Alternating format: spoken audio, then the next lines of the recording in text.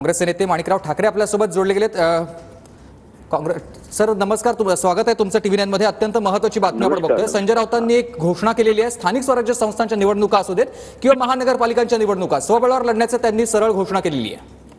नाही, विधानसभेमध्ये महाविकास आघाडी एकत्रपणे आम्ही निवडणूक लढलो, परंतु आता स्थानिक स्वराज्य संस्थांच्या ज्या निवडणुका आहेत ते स्थानिक पातळीवर त्या जिल्ह्यामध्ये त्या महानगरपालिकेमध्ये निर्णय घेत असतात।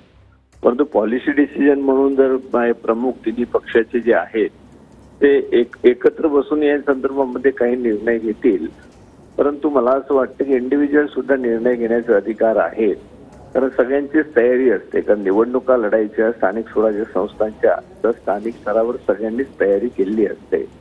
म्हणजे त्यांनी जर निर्णय घेतला, अधिकृत जर त्यांनी कशा प्रकारे घोषणा केली आणि तसे लढवण्याचं ठरवलं तर शेवटी त्यांचा पक्ष आहे ते निर्णय घेऊ शकतात।